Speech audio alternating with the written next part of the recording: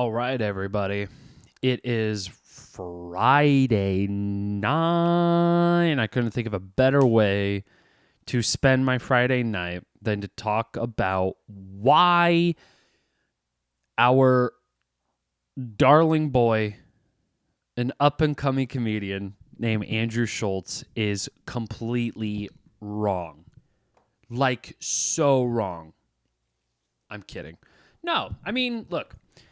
He said a few things about the writer strike, the Hollywood strike, basically, and there's a few things. There's a few things to talk about. Amongst those things, I have watched the the latest episode of Secret Invasion, and boy, oh boy,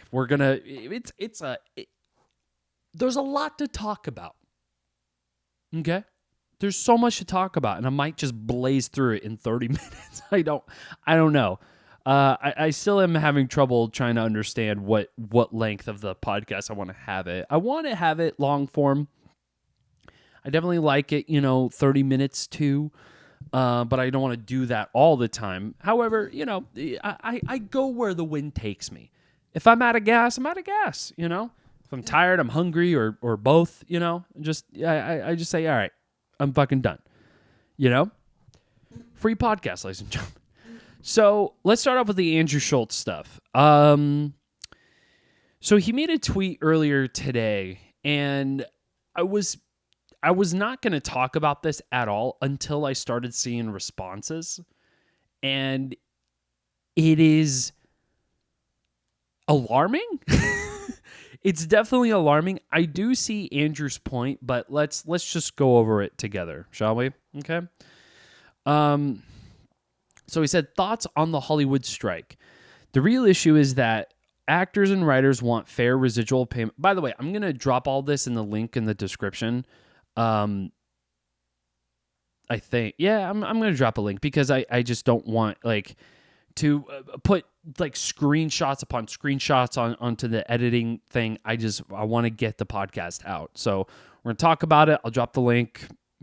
Bob's your uncle. We're done.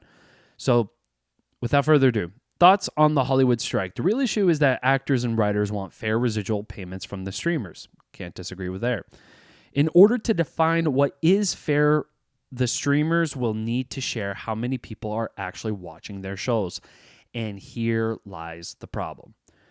My suspicion is that the streamers are refusing to share the viewership numbers, not because they are being cheap, but because no one is watching, and revealing extremely low viewership would kill the stock price. So, if most of these streamers are losing money in an effort to gain market share, the only justification for their spending is their stock price being high. Once the stock price tanks with the real viewership numbers, the streamers will have to cut back on spending, which means way less shows will be greenlit and the budgets for those shows will be severely reduced, which means way less acting gigs and writing gigs. So essentially, if the actors and directors strike is successful by making the streamers release their real viewership, the strike will essentially force the streamers to hire less actors and directors. So they are striking themselves out of work. Just a hunch, though. I do like that, just a hunch, and the emoji of, that's just like every time I see that emoji, I'm just like, all right, you're just being a goofy bastard about this. I see the goof with that emoji. So a couple things. First and foremost, it's not he's coming from a place like a couple people in this thread I read where people were just like, oh, he's such a fucking scab. He fucking hates everything. It's like, it's not that. It's not that at all. And I don't agree with what he is saying. So I'll put that out there. The fact that streamers are losing money in an effort to gain market share, the only justification for spending is their stock price being high, is sort of... I feel like that's a little far out there. You know, it's just a little far-fetched for me because I do think that they should share the viewership numbers, but that doesn't mean that it applies to shows like big budget shows like Stranger Things and what have you. You know, because there are definitely a few Netflix projects that are very successful. It's just we don't see them because there's so much content, right?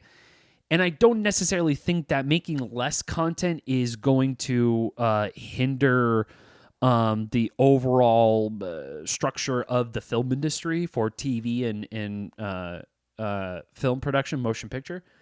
I feel like it's a little far-fetched.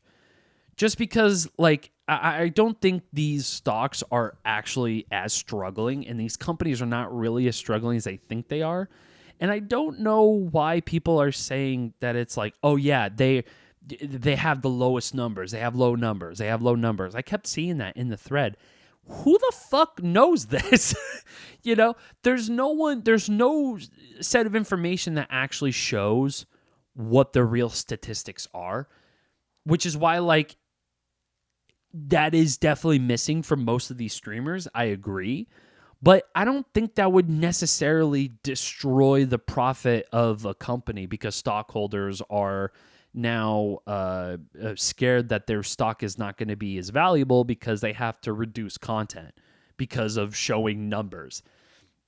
I feel like that's stupid. I feel like that's kind of a dumb thing because that is the kind of information that we have even with the Nielsen rating for cable. And I understand that the argument is, well, but that means less content. It's like, saying less content, it sounds like, like media is just going to cease to exist. You know, it's just we're going to see only Stranger Things and fucking Beasts of No Nation, and that's it on the app. Like, that's kind of dumb. That's kind of stupid. I think there's going to be lots of circulation. And you got other streamers now who are sharing those numbers as well. And I think that applies to every single streamer, right? And when I say streamer, I don't mean like, you know, Hasanabe Twitch streamer. We're talking about Netflix, Hulu, Amazon, all that stuff, right? And this is kind of the thing that I saw a lot between this and he posts on Instagram, which is also like kind of all over the fucking place because I do see the people's problem with this, that the fact that it feels like there are not enough people watching a certain thing, therefore that certain thing is never going to have a second season. They have their numbers because I'm sure for several reasons, but I think the first and foremost is that the viewership and the generation that they get isn't necessarily like indicative of how successful a show is. I mean, yeah, no, numbers do they do matter, but we all know that the best way of advertising is word of mouth, right? So the fact that like a show now gets low ratings, does that mean in 2 months from now it won't get any ratings?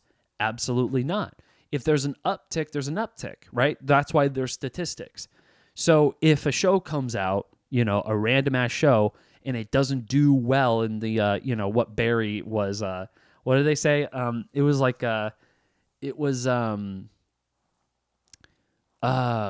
it was, I forgot her name, but Barry's girlfriend tried to get a show or made a show, and she went and got the show made and whatnot, and the app pulled the show like basically a week after it aired. And the reasoning behind it, like they had a glass room like meeting, and the lady who runs that streaming service who gave her a show said, "Oh, we removed it because it didn't hit our taste clusters." Fucking taste clusters, you know. Oh, if it didn't hit the taste clusters in the next like 72 hours, we kind of count that as a bad show, you know. which is like, of course, like, I don't know if they actually do that, but I wouldn't be surprised, right? However, here's the thing. It's like when you have streaming, things don't necessarily hit as hard as they supposed to, right? Which is why it's hilarious to think that like viewership is everything. It is. It absolutely is. But you got to think of it in a long-term sense, because I don't think Netflix is really going to have that as a problem in terms of having any shortage of content or anything for that matter. You know what I mean? And seeing these numbers can be indicative of what the audience is more gleaming towards, right? It helps the directors, it helps the writers, it helps everybody who can have access to this information who works on these productions. I'm not saying that, like, you know, this has got to be on a website, or, I mean, I guess, yeah, honestly, who fucking cares? You know what I mean? When it comes to statistics, like, I think like Nielsen ratings are public. I'm pretty sure. And for those of you who don't know, Nielsen ratings are basically like an aggregate of surveys in how many people watch a certain show on cable, you know. And I'm not going to explain what cable is. I mean, Jesus Christ, you guys, like, it's a thing. You hook it up to an antenna and then it gives you the news, basically. So, or it used to be an antenna. I mean, I think it's like a box now. I don't know. But the Nielsen ratings was very much a useful tool, because I don't know if it was like super useful, but like what people realized is that like a lot of times, you know, people would enjoy something like, you know, The Office, right? And for those people who love The Office, well, how many shows were like The Office? Well, you got Parks and Rec, you got, you know, Workaholics, you got like all sorts of shows that were, I know I'm talking about different networks and shit, but it goes to the same point, and that is how many people are engaging with it, how many people talk about it, and how many people of those people stick with it, like week to week. Does the demographic change? Does it change like the first episode, third episode, eighth episode? You know, all that shit, right? And that helps a network dramatically, because it will give them a reason to either, you know, continue with the show or give the show more budget, considering how successful it is, right? And so they don't share that number with people like, you know, of Stranger Things, because they just say like, yeah, no, you're approved for another season. It's like, okay, but like, how well did we do? And Netflix just comes back with, it's good. It's good. It's good. Source? Just trust me. It's good. It's like, yeah, I mean, you know, this is helpful for any person in the industry working on that project, you know. Data is everything. And I'm not saying that Andrew is like so far off the fucking deep end. I just think that I disagree that that's the reason why you know, streamers won't share their numbers, because they would lose profitability. I just think that that's a little I think that's a little far-fetched. Just because like I think that you know, and who knows, maybe that is true. Maybe if they do share the numbers, that means a lot of shows are going to get axed. But I mean, here's the thing. It's like Netflix takes away shows regardless. HBO Max takes away shows regardless. They don't say shit. They just, one day it's there, and then the next day it's gone. And they can have no rhyme or reason. They'll just pull it for the sake of pulling it, probably because of insurance bullshit, you know, to get an insurance claim, because you know, if you claim on your taxes as a producer that a thing is not successful, then you can get money back and whatnot. I think this is all too that folds into Hollywood accounting. if any of you guys remembered a couple episodes ago, talking about Hollywood accounting is sort of like basically cooking books that shows that something like a movie or a show is just not profiting at all, or at least the studio's justification of not profiting at all, despite the fact that they charge everything with that with that same accounting logic, and out of all the things that they applied it to, then they come back with the final, tally, or not the final, but like, you know what I mean? Like the consistent tally of how many people watch it versus who don't watch it. And it's like surprisingly low, which doesn't make any sense. Basically, it's like a movie like I'm just going to give it a random example. I don't think that's the case, but this is just a random example. Avengers Endgame. Let's say that Disney, who owns Marvel, came and said, yeah, we know that Avengers Endgame made like billions of dollars, but we actually lost like a lot of money.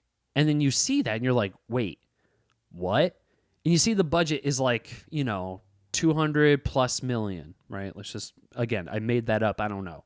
So if a budget's a little over 200 million or around there, and you made a couple of $1 billion from that movie, how are you losing money? Like that makes no sense to me at all. And I know there's going to be economists out there or somebody who's just going to be able to justify it somehow, but even if you do, you got to understand that the point of all that is to get more money into the pockets of these executives, into these people. So they want profit at all costs. They want to make sure that they're going to be fucking covered. They don't want any problems arising.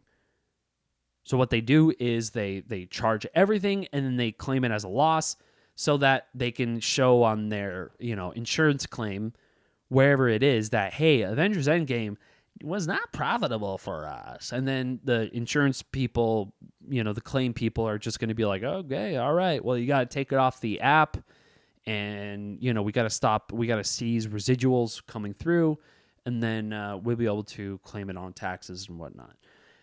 It's definitely shady shit, right? It's definitely like weird shit happening, especially when it comes to holding back viewership of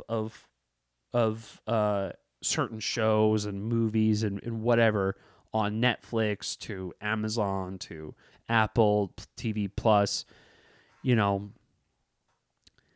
It's useful. This is useful data, and I feel like, with this thought, it's like people are already gleaming that it's like, oh yeah, no, they're not profiting at all. I mean, the viewership is just probably going to be nothing. Nobody watches anything on Netflix anymore. It's like, while that may be true, what people don't really consider is that not everybody has access to all of the apps, right? Because we also got to take to consideration like the people who were the fucking, the boomers who were all about cable and whatnot.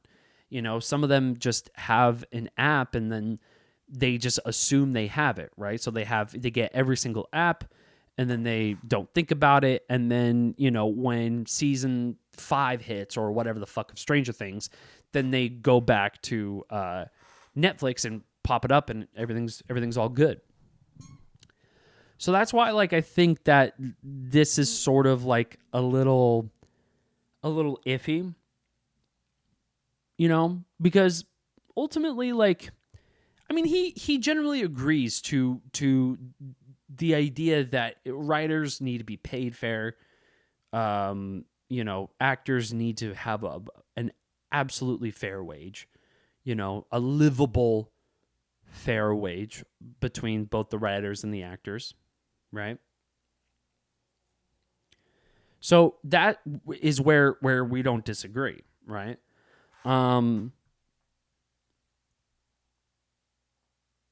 it's just like to show that it's extremely low viewership would kill the stock price. It's just, and I don't think it's at the fault of the strikers either. I think that was also a little weird to just kind of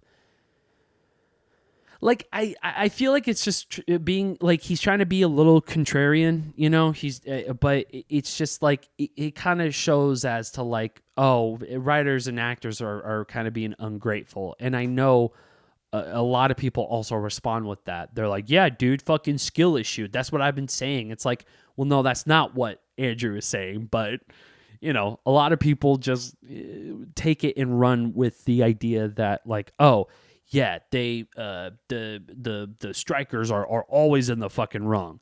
It's bullshit. They should just be happy with the millions of dollars that they get. It's like, it's kind of crazy. Like there's so much proof out there, especially on TikTok, of like actors coming forward who are pretty well known, to be honest, like especially in the streaming Netflix game. There's a lot of those actors who are like, oh, yeah, that guy. Oh, yeah, that guy. Oh, yeah, that guy. It is like a 95 to 99% constant, like across the board, that they are not making any fucking money from any of these residuals. What are residuals? They're just, they're it's the profit that you get passively for when people watch your show or when people watch your movie, like on Netflix. So every time you watch a movie or the entire state watches the movie, it calculates all those people watching it retroactively, and then that's where you get your residuals. And the split from that is so fucking dumb for people who work in that production, because they don't really see a lot of that money at all, or if any of it, if anything.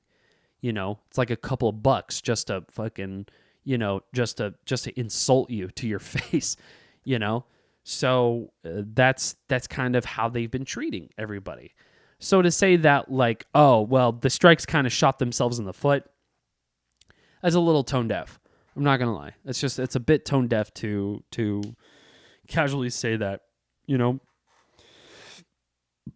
And I understand too the urgency and the fear that like, oh, well, that this means it's going to be less writing gigs and less gigs in general for actors, writers.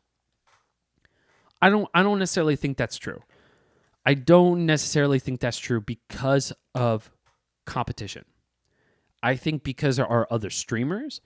I think there are other places where I'm sure at some point any of these streamers are going to start having like, once the actor strike is dealt with and all that, I'm pretty sure there's going to be lots of contracts being handed out to like certain actors so that they have to stay contractually for like, years or whatever, which I think they already do now, or they've been doing it, where they have this like certain SAG-AFTRA union actors can only stay in like certain streamers. Right, so like there's some actors who are just permanently in Amazon until their contract goes up and whatnot. So I feel like there's going to be a lot more of that, and I don't necessarily know if that's a bad or a good thing. I do think though that like there's a lot to be said.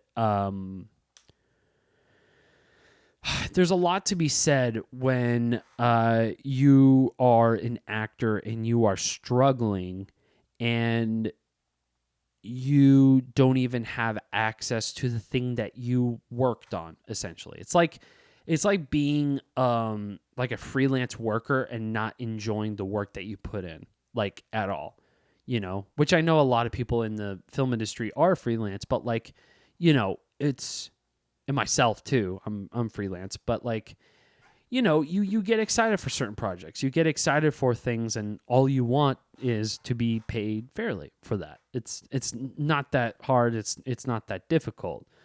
But yeah, it definitely worried me to see a lot of people just be like, dude, fucking Netflix are not getting any viewers, and fucking writers and actors need to get it together and make better shit, or else they're going to get the can if they release viewership numbers, which I don't think that has anything to do with the other. You know, I think that that data is useful, even because you got to understand the metrics is very different with Netflix, right? A billion, like a million views on something isn't necessarily like successful to Netflix's eyes, because maybe they have other shit that they can compare it to, right? Especially when it comes to like post advertising. Like if you're pushing all the ads and everything, you know, there should be a qualitative like expectation for these streamers to achieve, because ultimately it is a business, right? And if that business doesn't work, well, that movie doesn't work, well, that show doesn't work, okay, well, it's done. But that's the thing. It's like Netflix holds the keys to that data. So you just wait eagerly by a phone and waiting for Netflix to say, yeah, you're done. That's it. Go home. Or, hey, we love this. We want to do another one, you know? And that's anxiety inducing, you know? Because at least like there's data to back whatever thing is up.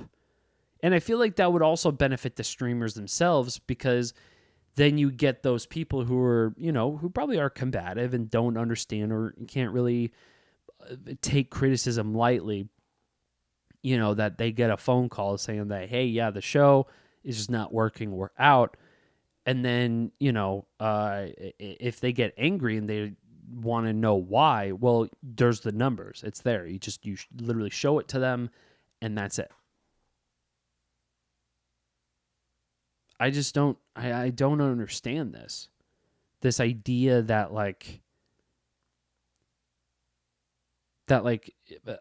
streamers are like inherently gonna lose money. First of all, I don't think they'll ever really lose money, even with like this new Netflix price change, right? Like they eliminated like, what was it, the $7.99 or $8.99, and now it's like just perma $10 for ads. It's so fucking wild to me. Like I don't. I just don't.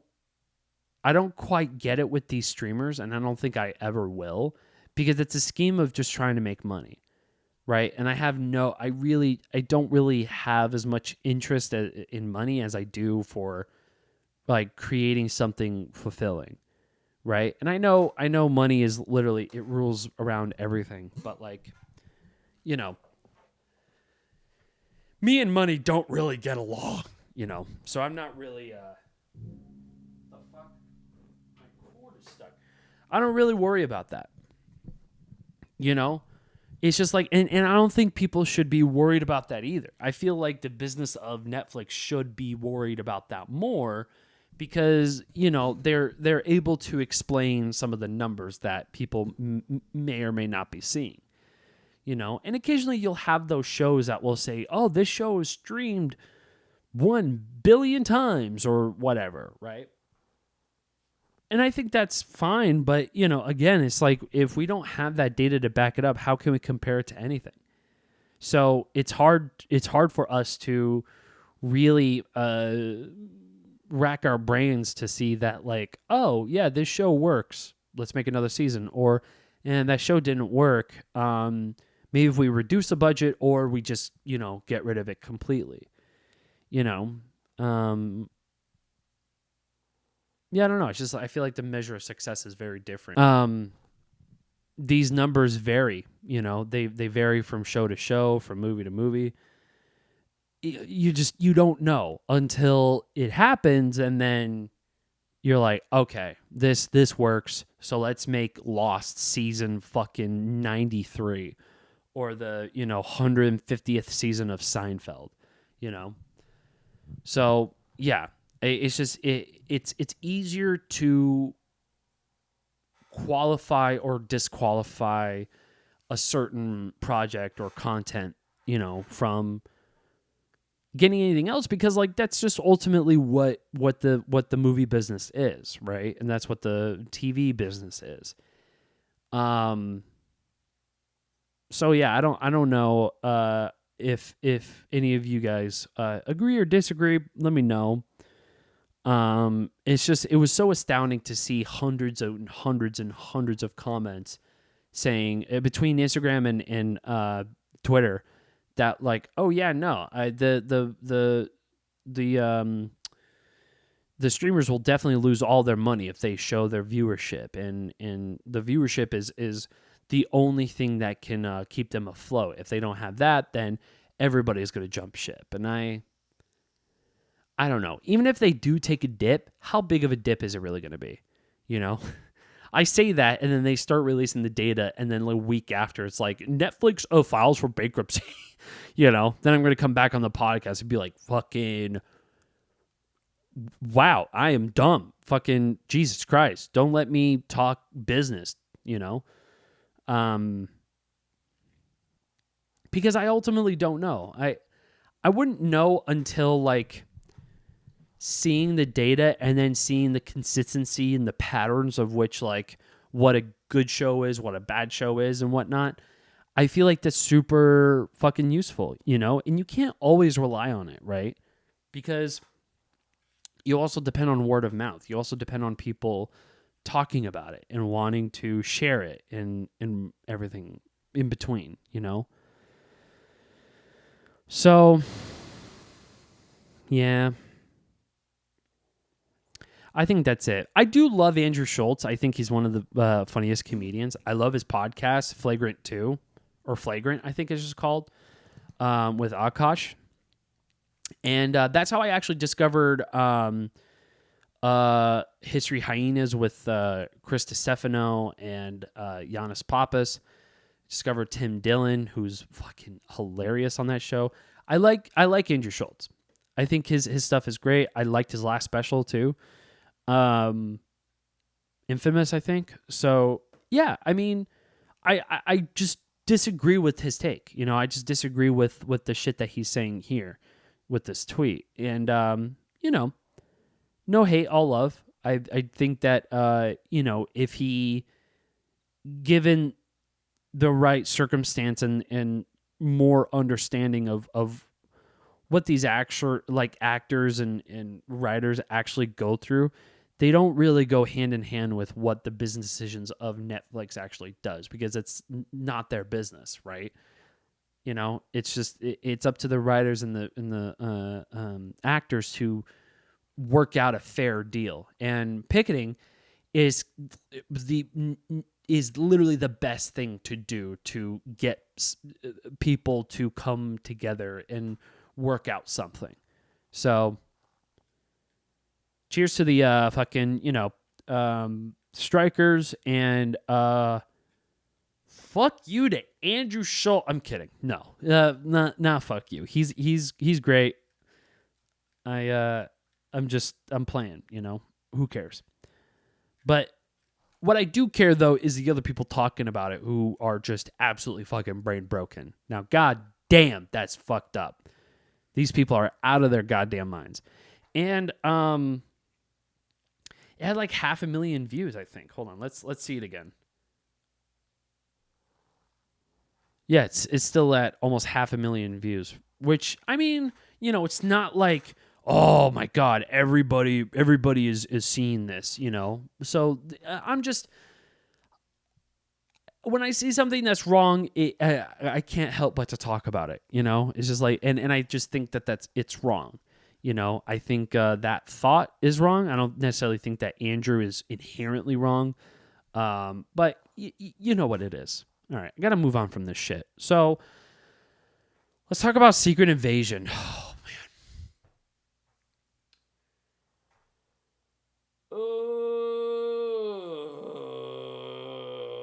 I don't know how to approach this other than like, it's like with Secret Invasion in particular, it's like they give us, or they promise us something like a good prime rib meal, you know, like a New York like strip steak or like a T-bone steak, you know, something that's like really like fucking top of the line, fucking great shit, right? And then once you get down to it, you're like, this is good. This is great. And then halfway through, it sort of loses its steam. And then you realize that, like, oh, I'm kind of eating steakums, the microwavable steakums. And I'm not really eating the thing that I thought I was eating, you know? It's kind of what it feels like with Secret Invasion. It's like, so I watched episode 5. And there's a few things that I have a problem with, but ultimately it's like I don't know if I have a problem with it other than that like it's the pacing of the show. Well, first off, I don't know what it is, but any show that is consistently doing like 45 minutes, 50 minutes to an hour, I feel like if they do anything lower than 40 minutes, you're like, or at least 35 minutes, it's just you're rushing through something that is like ultimately like setting up the finale of a show. And a few shows done it. I want to say Falcon Winter Soldier did this, or maybe Moon Knight. But like it gets to the second to the final episode and not only feels short, but it feels ambiguous as fuck. So you're left with way more questions, and then you get to the point in your thoughts where you're like, oh, I don't know how the fuck they're going to do it in the last episode, right? And it's not like it's not like, you know, it's not a good place to be at, I'd imagine. I mean, the unpredictability of it all is fine. I think that's cool, but like getting to a point, right, with the show that feels like it knew where it was going, and then in the second to final episode, it completely just doesn't, right? And at first, I was like kind of rooting for Gravik, and in the beginning, it was very interesting, right? Spoiler talk, incoming. Okay, so episode 5 of Secret Invasion, Gravik stabs fucking what's his face, whoever his name is, the other scroll that works with him, for just questioning him, you know. And I think that shows his dark side, right? It shows who he is as a person. Finally, right? The gloves, the I don't want to say the facade. The facade is now finally coming down, and we see Gravik's true colors, right? And I didn't understand like a few of the choices. Well, first off, like I don't understand why have another coup or like a mutiny. You know, the second scene with Gravik with you know, the other scrolls who were like that one scroll who was like, I don't know why. I just feel like the decisions that you made or whatever have led to like mistakes, or like, you know, I think it was about Gaia, Emilia Clarke's character, in that, like, you know, she was essentially, as far as Gravik knew, dead. But yeah, I just like some of the choices that they made. It was just it felt. I don't want to say it felt redundant. I feel like that's the wrong word. And it wasn't repeating, although like it did have this consistent feeling of like every single Marvel project that it's like it's always the second half that just trips the fucking wire. Just always. You know, the first act is it doesn't nearly go as hard as the fucking second act.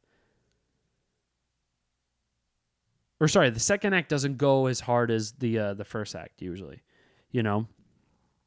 And I just think that like there's got to be a level of consistency when it comes to these shows, and a level of understanding where it should go, right? I think Loki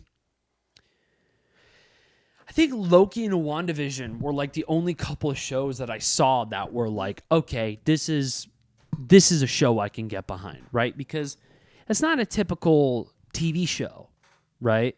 Loki is not a typical TV show. This isn't something, but like when you get something like Falcon and Winter Soldier or Secret Invasion, it definitely feels like, espionage, Man from U.N.C.L.E. meets James Bond meets The Usual Suspects meets, fucking Mars Attacks. It's just like there's a lot happening, and I can definitely tell why, but the possibility that people just kind of lost interest with this shit, because at first, like, I lost interest, and then I gave it another chance, and I was like, you know what, actually, it's not that bad. And then the 4th episode happened. I was like, okay, all right, we're cooking a little bit. And then after watching the 5th episode, I'm like, what? Where are we going? What is happening? And I don't know if I'm really looking forward to the next episode. I'll just say that. I'm just, yeah. And I wasn't really looking forward to this episode either, to be fair. But at the same time, I do like Marvel shows, and I will always give anything Marvel a chance, But I don't know. We'll see. By the final episode, it might just fucking crazily do a 180. And if that's the case, I'm going to be like, it has never been done before. It's like being down by like, fucking 10 or 15 points, like in a basketball game. And it's like the 6th period or 7th period. And then you just make that redemption. Same thing with football or whatever the fuck, So, yeah, I just, I don't know. I don't know how I feel about Marvel shows these days, especially Secret Invasion. I'm trying to think, like, are there going to be... I mean, Loki Season 2, I'm excited for sure. I think that's the only next Marvel property that I'm, like, really looking forward to. Oh, and the Marvels too. I'm excited for the Marvel. The new trailer looks. I mean, it looks fun. But we'll see. I don't know. And I do like Miss Marvel too. Miss Marvel was a good one as well. And what Miss Marvel did was basically shape the history of the partition and molding the character of Miss Marvel, or at least like where the powers kind of came from, essentially. The powers that lies within and whatnot. And then it meets up to, today's standards. So yeah, I like that shit, infusing history with the lore and whatnot. And I think that's a sweet story too. It felt like a John Hughes film, but fucking like way more than Spider-Man Homecoming, when everybody was like, oh, it's like John Hughes film, but like with Spider-Man, and I couldn't disagree more. It was so bad. But this Miss Marvel felt definitely closer to that,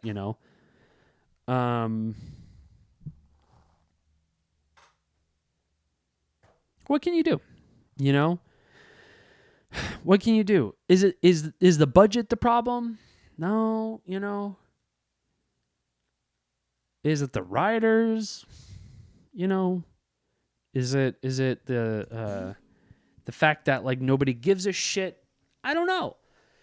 I feel like a lot of people don't give a shit about most of these movies, right? But like most of the heroes, right? Because like people were clowning on Suicide Squad, right? But then once James Gunn made it and redid it, or not redid it, but like made a pseudo sequel to it, it fucking slapped. And none of those characters I at all fucking like know about. I don't know it. Polka Dot Man? Like this sounds made up. It sounds like, a fucking character that was made after like a cocaine binge, and they were playing a game of Twister, and they're like, what if these dots are like covered on everybody? Oh my God, what if these dots become a superhero? Oh my God, Polka Dot Man. It's that kind of shit. And the film still fucking slapped. It still was like, it was still a great fucking movie, in my opinion. So I don't know. I feel like the whole superhero fatigue thing is still sort of like a little iffy. I just feel like the content nowadays has just been kind of all over the place. Also, speaking of tweets, excuse me. I read a tweet. Now I haven't watched Oppenheimer yet, but I read how much time do we have? Yeah, we got a little bit of time. I haven't watched Oppenheimer, but there was a crazy tweet that I saw about Hispanic workers who worked on the Oppenheimer lab in somewhere in New Mexico, and I think it was like a desolate town or something, and essentially they were all forced to leave. And then Oppenheimer and his team, I don't know if it's Oppenheimer himself, but him and his team hired the people who they kicked out, and then basically essentially treated them like garbage by like exposing them to like horrible, harmful like materials that basically build a fucking bomb. And they handled that shit, raw style, while the white, business people and the people who worked on Oppenheimer's team, they're all wearing masks and covering up and shit like that. And again, this is coming from Twitter. Do I know the validity of it? I don't know, but it was definitely interesting to me to see that. And I do think it could possibly be real, because it definitely aligns with like a lot of what the history, especially in the United States, have been when it comes to indigenous people or people of color or any of the sort in between, that we just treated like absolute dog shit. So, yeah, I tend to believe some stuff like that, call me libtard, I don't know, but whatever. It's just when you see shit and it's consistent, it just, there's it's easy to put the pieces together, I guess, whatever. Enough of that. I do feel like I'm running out of gas though. I definitely feel tired, and I want to put this episode out. I got a late start than I wanted to, so I'm going to leave it there, ladies and gentlemen. It's been a cool almost 50 minutes. You see? Almost a cool 50 minutes, y'all. So almost an hour. We done it. Okay. So yeah, that's been the podcast. Let me know what you think, everybody, about the Andrew Schultz tweet. And, are you watching Secret Invasion? Do you like it? Am I an idiot? Am I supposed to love it? I love Marvel. I just don't know if I really like the show. And I never read the comics of Secret Invasion. I heard that shit slaps. I heard that shit fucking rules. So, yeah, I'm curious what most people think. So, let me know. And for that, I'm going to leave y'all to it. Thank you so much. And I'll see you next time. Mwah.